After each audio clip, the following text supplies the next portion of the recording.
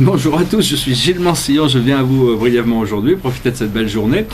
J'espère que vous y voyez, que je ne suis pas trop à contre-jour. Enfin bon, ce qui est important, c'est que je voulais discuter aujourd'hui en essence de la différence entre les rôles qu'on joue et la mission qu'on est venu vivre sur Terre.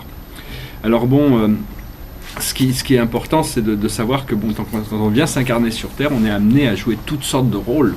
Le rôle d'un enfant, le rôle d'un parent, le rôle d'un étudiant, le rôle d'un professeur, le rôle d'un amant, le rôle du gentil, du méchant, du lourd, du léger. On doit passer par tous les états pour éventuellement arriver à enlever tous les masques et se reconnaître comme étant la présence de l'amour, la présence de la sagesse, la présence de la joie. C'est vraiment l'essence de la mission qu'on cherche à accomplir, c'est arriver à ne vibrer que dans ces fréquences de liberté. Par contre, bon, il ne faut pas s'en vouloir quand on est en train de lutter contre un procédé mental, parce que ça fait partie de notre karma, il faut passer à travers. Et donc tous ces rôles, on est obligé de jouer tous ces rôles, il faut essayer de jouer le meilleur rôle possible toujours.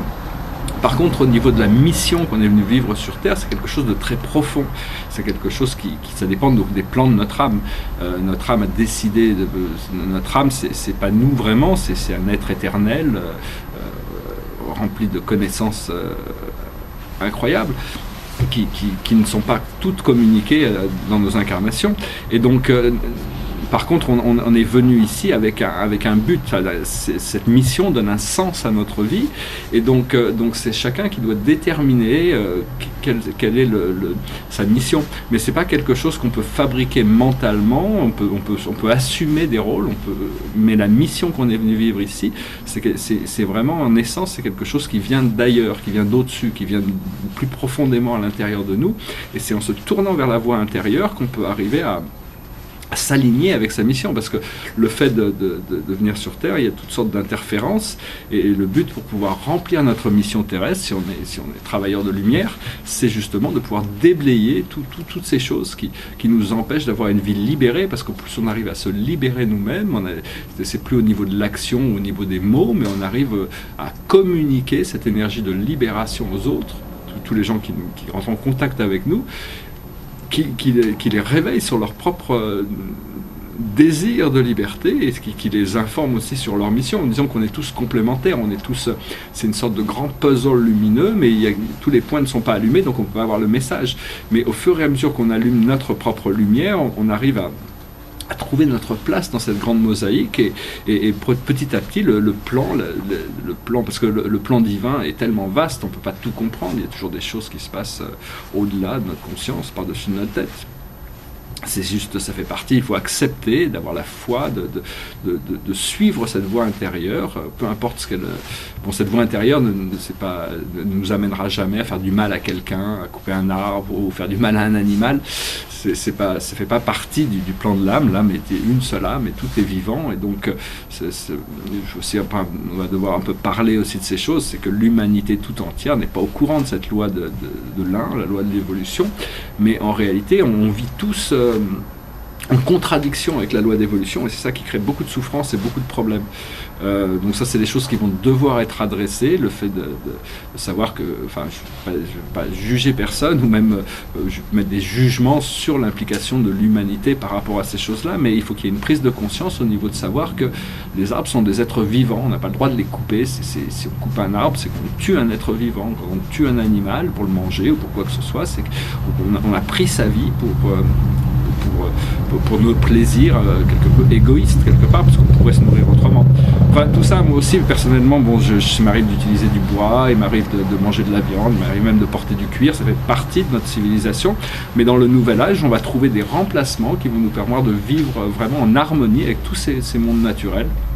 Et donc ça passe par une prise de conscience qui va prendre du temps, parce qu'avant que les gens arrivent à accepter de laisser la vie tranquille, ça va être très très difficile. Pour le moment, on a l'impression qu'il faut piller et dépouiller toutes les ressources de la Terre, comme les mondes minéraux, le pétrole, les diamants, l'or, tout ça, c'est les organes de la Terre, et donc la Terre, elle est prête à nous donner tout ça. Mais bon, il faut qu'on l'apprécie, il faut qu'on aime ce qu'on prend de la Terre. Au plus on a de gratitude, d'appréciation, au plus la Terre reconnaît que ce qu'elle nous a donné a une valeur pour nous. Donc il faut réaliser que la Terre, je vais discuter un peu d'astrologie plus tard, mais c'est que la Terre est une vraie personne. Toutes les planètes sont des personnes, des êtres éternels, immortels, qui vivent dans une autre dimension, mais qui ont qui supportent quand même, la Terre supporte toutes ces choses, mais maintenant elle est en train d'évoluer et vouloir passer à autre chose, donc éventuellement l'humanité est en train d'être préparée pour avancer avec la Terre, mais tôt ou tard, ceux qui refusent d'avancer avec ce programme d'évolution vers la lumière vont forcément être envoyés sur une autre planète plus jeune, où ils vont pouvoir continuer leur scénario de guerre, de violence, de torture, de ces trucs plein de choses perverses qu'ils ont besoin de vivre dans Et puis bon, donc pour conclure, je vais juste parler un petit peu de ça, mais pour conclure par rapport au système de rôle qu'on joue, en réalité il n'y a qu'une âme, et une âme universelle, et on fait tous partie de cette âme, on est tous des étincelles divines, de lumière sacrée, et donc nous sommes tous des êtres uniques dans un sens, mais toutes les réflexions du monde, les autres êtres sont des réflexions de nous-mêmes. Il y a un film qui avait été fait là-dessus, il y a quelques années, je ne sais pas si vous l'avez vu, ça s'appelle le Truman Show, je ne sais pas si vous pouvez voir, non, c'est pas le Truman Show, enfin bon, c'est un film, c'est l'histoire d'un enfant qui est adopté par une multinationale, et pour faire un show de télé de sa vie, et donc tous les gens qui sont dans sa vie sont des acteurs qui sont payés par la compagnie de studio de production. Et donc, en essence, le true man, c'est le vrai homme. True veut dire vrai, et man veut dire man, l'homme vrai. Et donc, en réalité, c'est de comprendre que tous les gens, quels que soient les rôles que les gens vivent dans votre vie, c'est des gens que votre âme a engagés pour jouer ce rôle.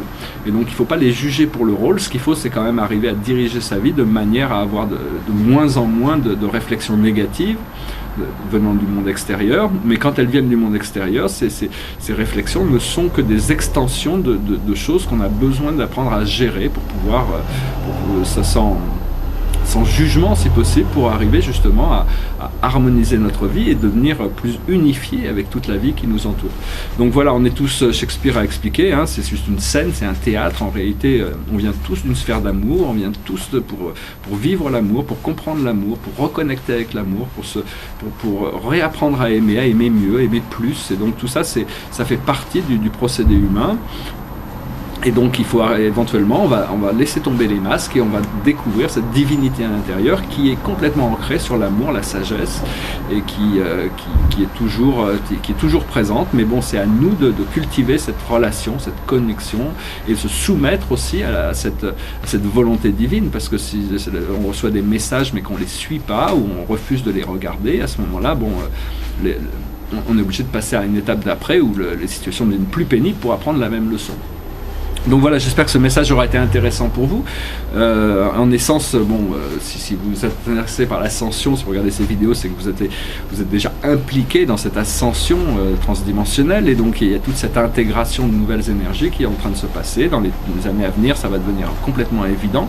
Mais enfin, pour trouver sa véritable mission, il faut écouter ses rêves, il faut écouter tout ce qu'on a à l'intérieur de nous, au plus profond de nous-mêmes, il y a une voix intérieure qui nous guide, et donc il faut arriver à suivre cette voie, et avec ça, on s'aligne avec notre mission terrestre, et des fois, cette mission terrestre peut avoir des aspects beaucoup plus importants que tout ce qu'on peut penser actuellement. Enfin, on est tous importants. Si on est venu s'incarner sur Terre, c'est parce qu'on est vraiment... la Terre a besoin de nous, besoin de nous dans un état de pleine conscience, le plus conscient possible, pour arriver à assister le reste du monde dans son éveil. Voilà, je vous souhaite une excellente journée, puis je vous dis à très bientôt. Namasté.